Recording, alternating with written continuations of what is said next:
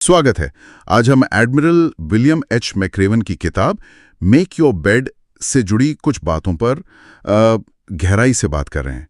ये उन अंशों पर आधारित है जो दिखाते हैं कि कैसे एक नेवी सील की ट्रेनिंग से मतलब जो सीख मिलती है वो आम जिंदगी में बड़े बदलाव ला सकती है। हमारा मकसद है इन अंशों से जो सबसे जरूरी बातें हैं वो निकालना। बिल्कुल। और इसका सार ये है कि कैसे रोजमर्रा की छोटी छोटी आदतें, अनुशासन और एक मजबूत सोच हमें बड़े लक्ष्यों तक पहुंचा सकती है। ये सुनने में शायद थोड़ा अजीब लगे, पर शुरुआत होती है एक बहुत ही मामूली काम से। हाँ, अपना बिस्तर ठीक करना, ये पहली सीख है। अब पहली नजर में लगता है कि बिस्तर बनाने का जिंदगी की बड़ी चुनौतियों से क्या लेना देना। हाँ, ये सवाल आता है मन में। पर मैक्रेवन का तर्क है कि ये दिन का पहला काम पूरा करने का एहसास देता है ना? हाँ, एक छोटी सी जीत है जो आपको और काम करने के लिए प्रेरित करती है। तो क्या इसे कीस्टोन हैबिट जैसा कुछ कहा जा सकता है जो दूसरी अच्छी आदतों को बढ़ावा दे? हाँ, काफी हद तक। हाँ बिल्कुल, इसे उस तरह देख सकते हैं। ये सिर्फ सफाई की बात नहीं है, ये अनुशासन और व्यवस्था की भावना पैदा करने की बात है। जब आप दिन की शुरुआत ही एक काम को सलीके से पूरा करके करते हैं तो ये मानसिकता पूरे दिन बनी रह सकती है। मैक्रेवन बताते भी हैं कि कैसे ट्रेनिंग के दौरान उनके इंस्ट्रक्टर हर सुबह बिस्तर का निरीक्षण करते थे। अच्छा, ये छोटी सी चीज दिखाती थी कि क्या कैडेट छोटी छोटी बातों पर ध्यान देता है, क्योंकि अगर वो ये सही नहीं कर सकता तो फिर बड़ी चीजों पर कैसे भरोसा किया जाए। ये दिलचस्प है। तो ये सिर्फ एक काम नहीं, एक सिग्नल है। हाँ बिल्कुल, एक सिग्नल है। अच्छा, लेकिन जिंदगी की मुश्किलें तो अकेले हल नहीं होती। तो अगली सीख इसी से जुड़ी है ना? टीम वर्क का महत्व। सही कहा। सील ट्रेनिंग का एक अहम हिस्सा है टीम पर निर्भर रहना। मैक्रेवन अपनी नाव और दल का उदाहरण देती हैं। मुश्किल परिस्थितियों में जब सब थक जाते हैं तब टीम के सदस्य एक दूसरे का सहारा बनते हैं, मिलकर नाव चलाते हैं। जिंदगी में भी ऐसा ही है। हमें अपने सफर में दूसरों की जरूरत पड़ती है, चाहे वो परिवार हो, दोस्त हो या कोई मेंटोर। ये समझना कि मदद मांगना और दूसरों का साथ देना कमजोरी नहीं बल्कि ताकत है, ये एक बड़ी सीख है। और उस टीम में या अकेले भी सिर्फ शारीरिक ताकत ही काफी नहीं होती है। मैक्रेवन दिल की बात करते हैं, यानी हिम्मत और दृढ़ संकल्प। ये बात मुझे थोड़ी सोचने पर मजबूर करती है। क्या वाकई प्रतिभा से ज्यादा दृढ़ता मायने रखती है? मैक्रेवन के अनुभव तो यही कहते हैं। हाँ, उन्होंने ट्रेनिंग में देखा कि सबसे सफल वो लोग नहीं थे जो शारीरिक रूप से सबसे तगड़े थे, बल्कि वो थे जिनमें हार ना मानने का जज्बा था, जिनका दिल बड़ा था। अच्छा, मुश्किल हालात में टिके रहने की क्षमता, बार बार कोशिश करने का हौसला, ये चीजें अक्सर पैदाइशी काबिलियत से ज्यादा महत्वपूर्ण साबित होती हैं। ये दिखाता है कि आपकी आंतरिक शक्ति आपकी सबसे बड़ी संपत्ति हो सकती है। ये बात हौसला देती है। लेकिन जिंदगी हमेशा आसान या निष्पक्ष नहीं होती। मैक्रेवन शुगर कुकी ड्रिल का जिक्र करते हैं। बिना किसी गलती के सजा मिलना, गीले बदन ठंडी रेत में लिपटना, ये तो काफी कठोर लगता है। हाँ, कठोर तो है। इससे क्या सीख मिलती है? ये शायद सबसे कठिन सबकों में से एक है। ये स्वीकार करना कि जीवन हमेशा निष्पक्ष नहीं होगा। शुगर कुकी ड्रिल का मकसद यही दिखाना था। आप सब कुछ सही कर सकते हैं, फिर भी आपको मुश्किलों का सामना करना पड़ सकता है, नाइंसाफी झेलनी पड़ सकती है। यहाँ सीख ये नहीं है कि शिकायत करें, बल्कि ये है कि ऐसी परिस्थितियों के बावजूद बिना हौसला खोए अपना काम करते रहें, आगे बढ़ते रहें। ये बाहरी अराजकता के बीच अपनी आंतरिक प्रतिक्रिया को नियंत्रित करने की क्षमता विकसित करता है। यानी हालात पर रोने के बजाय अपने एक्शन पर ध्यान देना। बिल्कुल। और अगर एक्शन असफल हो जाए तो? आखिरी सीख शायद इसी से जुड़ी है, असफलता का सामना करना और उससे सीखना। हाँ, ये बहुत महत्वपूर्ण है। ट्रेनिंग में जो लोग असफल होते हैं, जो बाधा दौड़ में गिरते हैं या किसी टास्क में चूक जाते हैं, वही अक्सर सबसे ज्यादा सीखते हैं। अच्छा। मैक्रेवन एक गोताखोर का उदाहरण देती हैं जो बार बार एक मुश्किल डाइव में असफल होता रहा, लेकिन हर बार उसने अपनी गलती समझी, सुधार किया और आखिरकार सर्वश्रेष्ठ बना। असफलता को अंत मानने के बजाय उसे बेहतर बनने का एक जरिया समझना जरूरी है। हर ठोकर आपको ज्यादा मजबूत और समझदार बनाती है अगर आप उससे सीखने को तैयार हो। तो अगर हम इन सब बातों को जोड़कर देखें, बिस्तर बनाना, टीम का साथ, हिम्मत रखना, नाइंसाफी झेलना और असफलता से सीखना, ये सब मिलकर एक मजबूत मानसिकता बनाते हैं। ऐसा लगता है कि बड़े लक्ष्य हासिल करने का रास्ता छोटे अनुशासित कदमों और मुश्किलों का सामना करने की हिम्मत से होकर गुजरता है। बिल्कुल। और वो पहली सीख, बिस्तर बनाना, वो सिर्फ एक काम नहीं बल्कि उस मानसिकता का प्रतीक है। ये दिखाता है कि आप छोटी चीजों को महत्व देते हैं, आप दिन का सामना करने के लिए तैयार हैं और आप अनुशासन के साथ शुरुआत कर रहे हैं। यही छोटी शुरुआत बड़े बदलावों की नींव रख सकती है। तो सार ये है कि महानता की यात्रा अक्सर बहुत साधारण शुरुआत से होती है। बिल्कुल। हाँ, और सोचने वाली बात यह है, आज वो कौन सी एक छोटी अनुशासित चीज हो सकती है जिसे अपनाकर एक बड़े सकारात्मक बदलाव की दिशा में पहला कदम बढ़ाया जा सकता है। स्वागत है।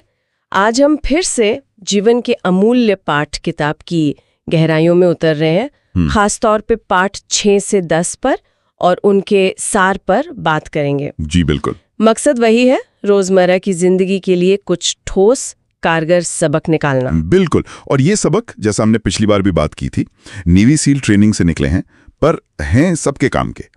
तो शुरू करें छठे पाठ से, हिम्मत से काम लेना, डेयर ग्रेटली। हाँ, डेयर ग्रेटली। ये सुनने में बड़ा लगता है। एडमिरल मैक्रावन का कहना है कि इतिहास बनाने के लिए हिम्मत चाहिए। मतलब सेफ खेलने से कुछ नहीं होता। सही बात है, सेफ खेलने वाले किनारे पर ही रह जाते हैं। पर हाँ, इसका मतलब ये भी नहीं कि बस आंख मूंद कर कूद पड़े। हाँ, वही मैं सोच रही थी। इसमें वो सोच समझकर जोखिम लेने वाली बात है ना। एकदम। किताब यही कहती है, जोखिम तो हर मौके के साथ जुड़ा है, लेकिन वहीं से विकास का रास्ता भी खुलता है। जैसे वो नेवी ट्रेनीज वाला किस्सा था शायद, पानी के नीचे बिना देखे। हाँ बिल्कुल, शून्य दृश्यता में सिर्फ महसूस करके रास्ता खोजना। ये खतरनाक था, बहुत खतरनाक, पर यह दिखाता है कि परिकलित जोखिम मतलब कैलकुलेटेड रिस्क लेना ही आगे बढ़ने का तरीका है। ये साहस की असली परीक्षा हुई फिर, सिर्फ शारीरिक नहीं, मानसिक भी। बिल्कुल। और यही हिम्मत सिर्फ बाहरी खतरों के लिए नहीं चाहिए होती, अंदरूनी डर, मुश्किल लोग, मुश्किल हालात, इनसे निपटने के लिए भी। हाँ, जो हमें 7वें पाठ पर लाता है, चुनौतियों का सामना करना, स्टैंड अप टू बुलीज। जी, ट्रेनिंग में जानबूझकर ऐसे मुश्किल हालात बनाए जाते हैं जो आपको मतलब बिल्कुल तोड़ दें, ताकि ये सीख सकें कि जिंदगी में मुश्किलें आएंगी ही, लोग हों या परिस्थितियां। बिल्कुल आएंगी ही।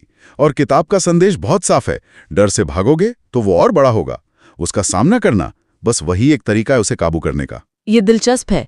तो ये सिर्फ स्कूल के दबंग बच्चों वाली बात नहीं है, ये जिंदगी की हर उस चुनौती के लिए है जो हमें डराती है। हाँ, बिल्कुल।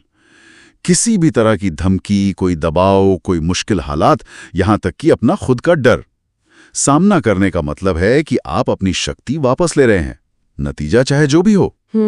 मूल मंत्र वही है, सामना करो, भागो मत। और जब हालात सच में बहुत बिगड़ जाएं, जब सब कुछ दांव पे लगा हो, तब आता है 8वां पाठ, मुश्किल समय में सर्वश्रेष्ठ बनना, राइज टू द ओकेजन। एकदम सही।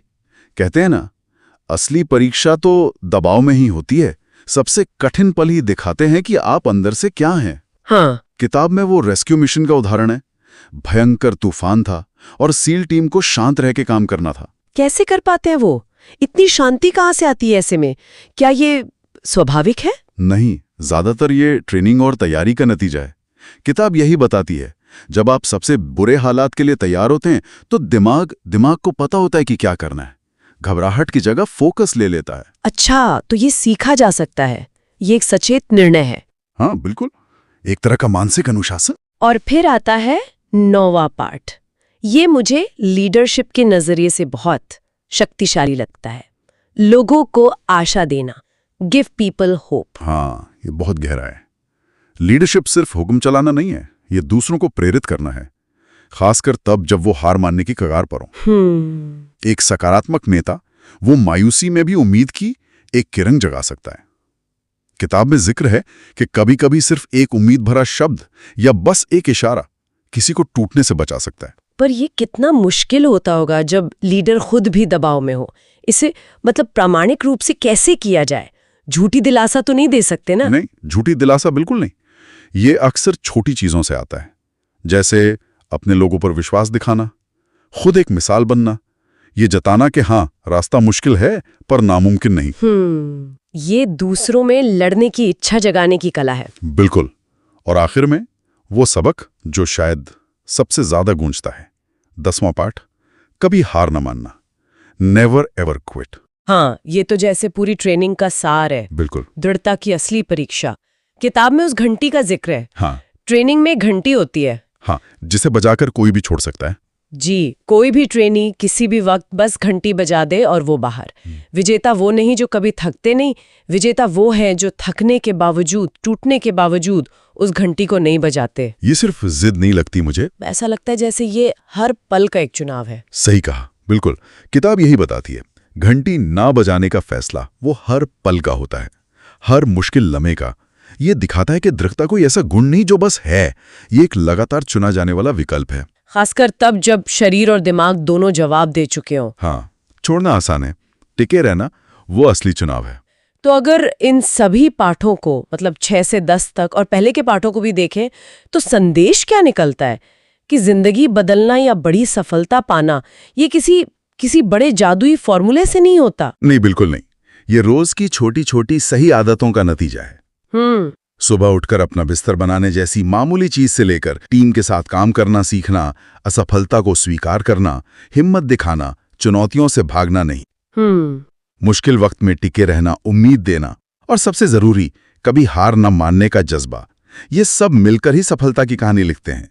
ये छोटे छोटे कदम ही असल में बड़ा फर्क पैदा करते हैं। तो हमने देखा कि कैसे ये सब बातें, हिम्मत, चुनौतियों का सामना, मुश्किल वक्त में अपना बेस्ट देना, उम्मीद जगाना और कभी हार ना मानना, ये सिर्फ मिलिट्री ट्रेनिंग के सबक नहीं है, ये बेहतर जीवन जीने के सिद्धांत हैं। बिल्कुल।